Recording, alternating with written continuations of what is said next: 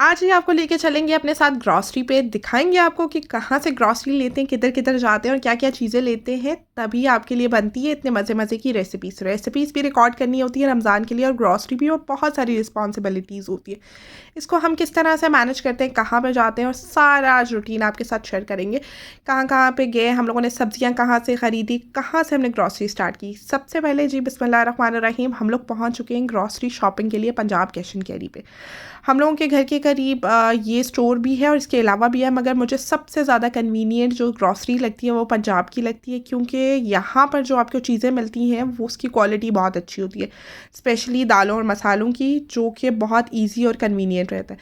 रमज़ान के हिसाब से थोड़ी सी ज़्यादा चीज़ें उठानी पड़ती हैं, लाइक अगर आपको शामी कबाब बनाने हैं तो चने की दाल की ज़रूरत होगी। पूरे रमज़ान में आपको चनों की बहुत ज़रूरत होती है, चने की चाट बन जाती है। इसके अलावा मैं फ्रूट चाट में भी बॉयल किए हुए चने शामिल करती हूँ, उबले हुए लोबिया की ज़रूरत पड़ती है। मतलब दालें इतनी ख़ास इस्तेमाल नहीं होती, मगर इस तरह की चीज़ें बहुत ज़्यादा इस्तेमाल होती हैं, इस वजह से ये उठानी बहुत ज़रूरी है। इसके अलावा बहुत एसेंशियल है कि आप मेरे बच्चे हैं उनके लिए डायपर्स वगैरह, मतलब सारी ग्रॉसरी शॉपिंग एक ही साथ, मगर सबसे ज़्यादा ध्यान रखना है कि रमज़ान की प्रिपरेशन पहले करनी है, तो उस हिसाब से चीज़ें उठानी है। वैसे तो ग्रॉसरी शॉपिंग नॉर्मल होती ही रहती है। यहाँ पे जी हमारा बिल बन रहा था, इन लोगों ने कुछ प्रमोशंस भी लगाई हुई थी, मतलब रमज़ान से रिलेटेड कुछ चीज़ों पे ऑफ भी था थोड़ा बहुत। बाकी सारे स्टोर्स पे भी लगा हुआ है, मगर मैं जब भी किसी और स्टोर पे शॉपिंग करने गई हूँ मुझे यही प्रॉब्लम होती है कि वहाँ पे बहुत सारी चीज़ें जो होती हैं नहीं मिलती। यहाँ पे ये है कि ग्रॉसरी करनी भी ईज़ी है और एक ही जगह से आपको सब कुछ मिल जाता है। तो मैं रेट्स वगैरह को अब इतना ज़्यादा नहीं देखती, रेट्स भी इनके मुनासिब होते हैं, मगर कुछ जगहों पे अगर इससे भी ज़्यादा सस्ती भी मिल रही हो, मगर वहाँ से पूरी चीज़ें नहीं मिल रही होती। तो मेरी कोशिश यही होती है कि मैं अपनी grocery Punjab cash and carry से ही करूँ। तो यहाँ से हम लोगों ने अपनी ग्रॉसरी कर ली थी। इसके बाद हमें जो चीज़ें चाहिए थी उनमें सब्जियाँ बहुत ज़्यादा इम्पॉर्टेंट थी। मतलब अगर हम सब्ज़ी वगैरह लेनी है तो क्योंकि सब्ज़ी लेंगे तभी बाकी सारी चीज़ें बनेंगी। फिर हम आगे राजा बाज़ार से कुछ चीज़ें चाहिए थी, जिसमें कुछ ड्राई फ्रूट्स थे, ड्राई फ्रूट नट्स वगैरह चाहिए थे, और इसके साथ मुझे खजूरें चाहिए थी। इसके अलावा जो चीज़ें मुझे चाहिए थी वो इमली आलू बुखारे की चटनी बननी थी, इमली आलू बुखारा चाहिए था। मतलब बहुत सारी ऐसी चीज़ें थी जो आपको राजा बाज़ार से मिलती हैं। ये एक सौड़ी गली के नाम से गली है जहाँ पर असलम ड्राई फ्रूट वाले हैं, उनसे मैं हमेशा ड्राई फ्रूट लेती हूँ। इनके ड्राई फ्रूट की क्वालिटी भी बहुत अच्छी होती है और इसके साथ साथ इनके रेट बहुत बहुत बहुत मुनासिब होते हैं। मतलब अगर आप लोग ढूंढ रहे हैं ऐसी कोई जगह जहाँ से आपको बहुत अच्छे रेट्स पे ड्राई फ्रूट मिल जाए तो ये वही जगह है, और यहाँ पे क्वालिटी बहुत अच्छी होती है। तो ये एक बहुत छोटी सी गली है, ड्राई फ्रूट वाली गली, इसको सौड़ी गली भी बोला जाता है। तो इसके बाद हम लोग चलेंगे अपनी सब्ज़ी लेने के लिए, क्योंकि रमज़ान में बहुत ज़्यादा मतलब टाइम नहीं बचता, क्योंकि आप नमाज़ वगैरह पढ़ रहे होते हैं और रिस्पॉन्सिबिलिटीज़ होती हैं। तो ऑल टाइम अगर आप टमाटर प्याज और आलू के झंझट में लगे रहेंगे तो मर्द भी बहुत ज़्यादा घबराते हैं। तो इस वजह से मेरी कोशिश होती है कि मैं बहुत सारी चीज़ों को पहले से सॉर्ट कर लूँ। मेरे बच्चे पढ़ने वाले हैं, स्कूल जाते हैं, ट्यूशन जाते हैं, इसके अलावा ख़ुद भी तरावियों वगैरह के लिए भी जाना होता है, तो फिर बहुत मुश्किल हो जाता है। तो मैंने 10-10 किलो आलू प्याज ले लिए थे, टमाटर ले लिए थे। टमाटर को मैं फ्रीज़ कर लूँगी क्योंकि सीज़न है, बहुत सस्ते मिल रहे हैं। इसी तरह बाकी सारी चीज़ों को भी स्टोर करेंगे। आगे चल के आपको दिखाएंगे कितने ज़बरदस्त तरीके से हम इन सारी चीज़ों को स्टोर करेंगे और कैसे हम इसे यूज़ करेंगे। डयाला रोड पे एक शॉपकीपर है जिनके पास बड़ी फ्रेश सी सब्ज़ी मिल जाती है। यहाँ से मैं ले आई थी 5 किलो नींबू, और 5 किलो नींबू को मैंने किस तरह स्टोर किया, 3 से 4 तरीके से किया, और इतना ज़बरदस्त तरीका है। मुझे ये तकरीबन नींबू मिले थे 700 से 800 रुपये के 5 किलो मिले थे। इसका सबका मैंने लेमन का जूस जो है स्क्वीज़ कर लिया था धोने के बाद। अब इस नींबू के जूस से एक ये फ़ायदा होगा कि मुझे टैंग वगैरह नहीं ख़रीदना पड़ेगा। मतलब मैं घर पे ही टैंग बनाती हूँ और हर दफ़ा बनाती हूँ।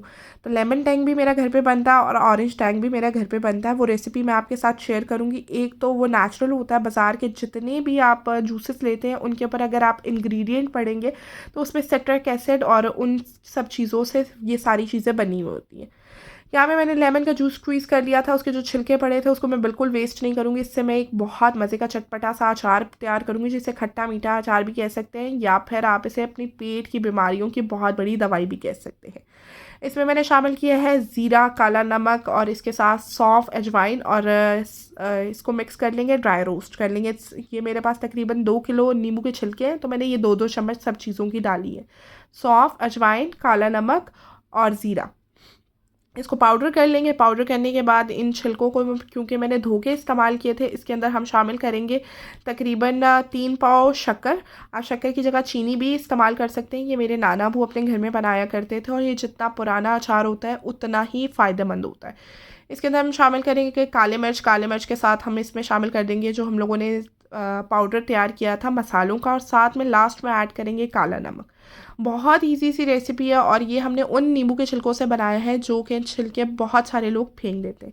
इनमें से कुछ छिलकों को मैं सुखा लूँगी जो कि मैं अपने लेमन वाले टैंक के अंदर शामिल करूँगी। बाकी के छिलकों को मैं इस तरह से तैयार कर लूँगी। इसको मैं रख दूँगी एक जार के अंदर, कंटेनर के अंदर, और 4-5 दिन के बाद आपका बहुत मज़ेदार सा अचार तैयार हो जाता है। रमज़ान में हम बहुत सारी चटपटी चीज़ें खाते हैं जिसकी वजह से हाजमे का बहुत ज़्यादा मसला हो जाता है, पेट में दर्द का मसला हो जाता है, और ये उसके लिए बहुत ज़्यादा अक्सीर है। इससे ज़्यादा इसमें शक्कर या फिर चीनी डलती है, मगर मैंने थोड़ी सी लिमिटेड क्वांटिटी में डाली है। आप चाहें तो इसमें ज़्यादा भी डाल सकते हैं। इसे आप पूरा रमज़ान एंजॉय कर सकते हैं और इसे आप सालों स्टोर कर सकते हैं। जितना ज़्यादा ये पुराना होता जाएगा उतना ही अच्छा होगा। बाकी की कुछ नींबू में से मैंने नींबू का अचार बनाना था। मेरे घर में ये अचार बहुत शौक से खाया जाता है, जिसमें 4 सब्जियां डलती हैं, जिसके अंदर गाजर, हरी मिर्च, अदरक और नींबू होता है। बहुत छोटे छोटे से चंक्स काट लूँगी। पहले मैंने लंबाई में काट के बनाया था, वो मेरा सारा ख़त्म हो चुका है, तो अब मैंने छोटे छोटे चंक्स में काटा है ताकि सहरी में अगर आप कुछ ना भी बनाए तो आपके पास सब्जियों वाला ऐसा अचार हो जिसके साथ आप सहरी कर सकें। अक्सर आपका दिल नहीं कर रहा होता कोई भी सालन या किसी भी चीज़ पे। बारीक बारीक मैंने सब्जियां काट ली है। तकरीबन ये मेरे पास 1-1 किलो सारी सब्जियां थी, जिसके अंदर गाजर थी, अदरक और साथ में नींबू और हरी मिर्चें। ये छोटे छोटे चंक्स है, इसको आपको काटना नहीं पड़ेगा, तोड़ना नहीं पड़ेगा। फ़ौरन से आपका इंस्टेंट अचार तैयार हो जाता है। जैसे ही आप इसे डालेंगे उसके बाद आप इसे फ़ौरी कंज्यूम कर सकते हैं। बहुत इजी सी रेसिपी है और इसके अंदर हमने नमक और हल्दी शामिल कर दिया। मेन चीज़ आपको रेसिपी बताना नहीं, अपनी रूटीन शेयर करना है। उम्मीद करती हूँ आपको ये व्लॉग्स बहुत पसंद आ रहे होंगे, और मैंने सोचा है कि रमज़ान के अंदर आपके साथ रेसिपीज़ भी शेयर करने से ज़्यादा अच्छा है कि आपके साथ अपनी रूटीन शेयर की जाए कि मैं किस तरह से करती हूँ अपने रमज़ान के अंदर अपनी रूटीन को मैनेज। तो इस तरह हमने इसमें थोड़ी सी दड़ा मिर्च भी शामिल की थी जो कि 2 चम्मच थी, और इसको मिक्स कर लेंगे। मिक्स करने के बाद जो सिंपल आपके स्पाइसेस होते हैं वही ऐड करेंगे। ये इतना लाइट सा अचार होता है और ये फ़ायदेमंद भी बहुत ज़्यादा है क्योंकि इसमें नींबू है, अदरक है और हरी मिर्च और गाजरें। इसमें 2-2 चम्मच हमने ज़ीरा नहीं, इसके अंदर 2-2 चम्मच हमने अजवाइन, मेथे और इसके साथ साथ कलौंजी शामिल की है। इन सारी चीज़ों को मिक्स करेंगे। तकरीबन 1 पाव इसके अंदर तेल चला जाएगा और साथ में तकरीबन 1 कप ही इसके अंदर सिरका जाएगा। जिस टाइम पे मैं बना रही थी मेरे पास सिरका थोड़ा कम था, तो मैंने थोड़ा ही डाला, मगर बाद में मैंने इसमें ऐड कर दिया था सिरका। मतलब 1 से 1.5 कप आप सिरका डाल लें और 1 पाव इसके अंदर अगर आप तेल डाल लेंगे तो आपका अचार कभी भी ख़राब नहीं होगा। इसे किसी फ्रिज की ज़रूरत नहीं है, किसी चीज़ की ज़रूरत नहीं है। बिल्कुल इसको अचार को तेल के अंदर डिप करने की भी ज़रूरत नहीं है कि बिल्कुल ऑयल में डिप होगा तो ख़राब नहीं होगा। यहाँ पे बस थोड़ा सा सिरका था, मैंने इस टाइम पे थोड़ा सा डाल दिया, बाद में मैंने सिरका ला के दोबारा से इसमें ऐड कर दिया था। तो यह हमारा बड़ा ज़बरदस्त सा अचार बनकर तैयार हो चुका है, जो हम खुद भी खाएंगे और बाकी सबके साथ भी शेयर करेंगे। तो इसके बाद बारी आती है बाकी सारी चीज़ों को स्टोर करने की। मतलब अगर आप अपने घर में चीज़ों को प्रॉपर तरीके से मैनेज करते हैं तो आपके लिए बहुत ज़्यादा ईजी हो जाता है। बहुत सारे लोगों के ये सवाल होते हैं कि आप लोगों को रमज़ान में क्यों याद आ जाता है चीज़ों को स्टोर करना, या ये और स्टोर करना नहीं होता, ये ऑर्गेनाइज़ करना होता है। जब आप चीज़ों को अच्छे तरीके से ऑर्गेनाइज़ करते हैं तो आप चीज़ों को मैनेज कर सकते हैं। मैंने बहुत सारी औरतें देखी हैं, जब भी उन्हें कहीं जाने की बात हो तो वो ये कहती हैं कि मैंने अपने बच्चों को खाना देना है, मैंने अपने मियाँ के लिए ये बनाना है, वो बनाना है। चीज़ों को मैनेज करना होता है, ना कि चीज़ों को छोड़ना होता है। तो अगर आप अपनी चीज़ों को मैनेज करके चलते हैं तो आप बहुत सारी जगहों पे टाइम दे सकते हैं, जैसे कि दौरा कुरान होता है, इसके अलावा तरावियाँ होती हैं। तो इन सब चीज़ों के लिए ये चीज़ें पहले करना बहुत ज़रूरी होती हैं। यहाँ पे हमने आलू बुखारा ले लिया था। आलू बुखारा इमली की चटनी मैंने पहले आपके साथ शेयर की, अब कमर्शियल रेसिपी आपके साथ शेयर कर चुकी हूँ। यहाँ पे मैं आपको शादियों वाली आलू बुखारे की चटनी बनाना सिखा रही हूँ, जिसके अंदर 1 पाव आलू बुखारे के साथ इसमें 1 पाव हम चीनी शामिल करेंगे, थोड़ा सा पानी शामिल करेंगे। 2 घंटे पहले मैंने भिगो दिया था आलू बुखारे को, तो इसको हम अच्छी तरह से कुक कर लेंगे। और ये चटनी इतनी मज़े की बन के तैयार होती है, हमारे घर में बहुत शौक से खाई जाती है। और इवन कि अगर गेस्ट वगैरह आ रहे हो तो मुझे चटनी या मुरब्बे नहीं बनाने पड़ते, क्योंकि मैं घर पर इसे बना कर रखती हूँ। अगर आप लोग भी बहुत शौक से खाते हैं तो ये बहुत ईजी पीजी सी रेसिपी है। इसमें हम हाफ़ टी स्पून लाल मिर्च की शामिल करेंगे, नमक शामिल करेंगे, ज़ीरा शामिल करेंगे, और इसके साथ साथ हम इसमें थोड़ा सा फूड कलर शामिल करेंगे। इसको कुक कर लेंगे 5 to 10 मिनट्स के लिए, और एंड में इसके अंदर ऐड कर देंगे हम आलमंड। ये बहुत इजी सी रेसिपी है और इससे आपकी चटनी बहुत अच्छी बन के तैयार होती है। रूम टेम्परेचर पे आप इसे नॉर्मली रख सकते हैं और ये बहुत चटपटी सी मज़े की चटनी बनकर तैयार होती है। इसी तरह आप इसे कंज्यूम करें या फिर अपने गेस्ट के सामने भी सर्व कर सकते हैं। 1 पाव आलू बुखारे से बनाई है, आप चाहें तो इससे कम से भी बना सकते हैं और ज़्यादा से भी बना सकते हैं। चटनियाँ चीज़ें अगर आपकी ऑर्गेनाइज़ हों तो आपको बहुत ज़्यादा टाइम नहीं लगता अपना दस्तरखान लगाने में। मेरे घर में जब भी गेस्ट आते हैं तो मुझे चीज़ों के बारे में बहुत ज़्यादा सोचना नहीं पड़ता, क्योंकि इसकी प्री प्रेप इतनी हुई हुई होती है कि इंस्टेंटली आपको कुछ बनाना पड़े या आपके घर में कुछ ना हो तो आप एटलीस्ट मैनेज कर लेते हो। तो अगर आप लोग भी अपने घर की छोटी छोटी चीज़ों को मैनेज करेंगे तो आपकी चीज़ें बहुत अच्छे तरीके से हो जाएंगी। जैसे कहा जाता है ना कि जिस औरत को अपने घर का दूध संभालना आता है उसी वो औरत बहुत सलीकामंद होती है। इससे मुराद ये नहीं है कि दूध को आपने रख देना है फ्रिज में। इससे मुराद है कि अगर आप उसको उसकी मलाई को सेपरेट करते हैं, उससे घी बनाते हैं, मक्खन बनाते हैं, तो ये सारी चीज़ें हैं। यहाँ पे हमारी चटनी बहुत अच्छी सी बनकर तैयार हो चुकी है। इसके बाद हम बहुत झटपट से बनाएंगे कटलेट्स। ये बहुत इजी से कटलेट्स है, मतलब आप इसे 2 से 3 तरीक़ों से बना सकते हैं। यहाँ पर मेरे पास 1 पाव उबली हुई चिकन है, नमक डाल के उबाली हुई है। इसके अंदर तकरीबन मैं 3 पाव आलू शामिल करूँगी, मतलब 1 पाव में 3 पाव आलू शामिल करूँगी और आलू शामिल करके हम इसे अच्छी तरह से मिक्स कर लेंगे। इससे हम 3 से 4 तरह के कटलेट्स बनाएंगे। एक तो हम चीज़ वाले बनाएंगे, एक प्लेन बनाएंगे और एक हम मेयोनीज़ वाले बनाएंगे। तीनों आपको दिखाएंगे और तीनों बहुत अच्छे बन के तैयार होते हैं। बच्चों को लंच बॉक्स में दे सकते हैं। रमज़ान में बच्चों ने ज़रूर स्कूल जाना है तो उनकी लंच बॉक्स की आपको फ़िक्र नहीं रहेगी और आप शाम में भी बना सकते हैं। इसमें हमारे पास है हरी मिर्च है, हरा धनिया है, नमक है, दड़ा मिर्च है, काले मिर्च है और ज़ीरा है। इन सब चीज़ों को मिक्स करके इसके अंदर शामिल कर दिया है। यहाँ पर हम लोगों ने 1 टीस्पून सारी चीज़ों का लिया था। 2 से 3 हरी मिर्चें थी, थोड़ा सा धनिया था और इनको मिक्स कर लेंगे इन स्पाइसेस को। यहाँ पर हम इसे शेप अप कर लेंगे। शेप करके हमने इसके अंदर स्टफिंग की है चीज़ की। चीज़ की स्टफिंग भी बहुत अच्छी लगती है, मगर मुझे पर्सनली इसमें मेयोनीज़ की स्टफिंग ज़्यादा अच्छी लगती है क्योंकि वो बहुत ज़्यादा मज़े की भी लगती है, उसके साथ वो बहुत ज़्यादा क्रीमी भी लगता है। अगर आपको चीज़ की भी स्टफिंग करनी है तो उसके अंदर थोड़ा सा मेयो ऐड करें तो वो बहुत अच्छे कटलेट्स बन के तैयार होते हैं। प्लेन कटलेट्स भी आप बना के रख सकते हैं और इसको आप फ्रीज़ कर सकते हैं, मतलब आप काफ़ी सारे बना के अगर फ्रीज़ कर लेते हैं तो ये बहुत मज़े के और क्रीमी सी बन के तैयार होते हैं। यहाँ पर देख सकते हैं कि मेयोनीज़ को हम इसमें किस तरह ऐड करेंगे। मेयो को डायरेक्ट ऐड करेंगे और इसको ओवरलैप करके सील कर लेंगे। लास्ट में हम इसको कोट करेंगे अंडे और ब्रेड क्रम्स के साथ। अंडे को फेंट लें और उसके अंदर ब्रेड क्रम्ब के अंदर कोट कर लें। आप चाहें तो एज़ इट इज़ उसी टाइम भी कंज्यूम कर सकते हैं और बहुत इजी सी रेसिपी है। बस आपको चिकन बॉईल करना है, आलू बॉईल करने हैं और बेसिक स्पाइसेस के साथ आप ये बहुत मज़े सी की रेसिपी अपने घर पे बना सकते हैं।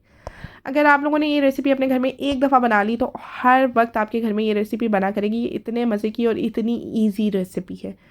यहाँ पे आप देख सकते हैं इसमें चिकन को आप कम या ज़्यादा कर सकते हैं। थोड़े से चिकन में आप ज़्यादा आलू डालकर भी बना सकते हैं। बहुत अच्छा इसका टेस्ट बनकर तैयार होता है।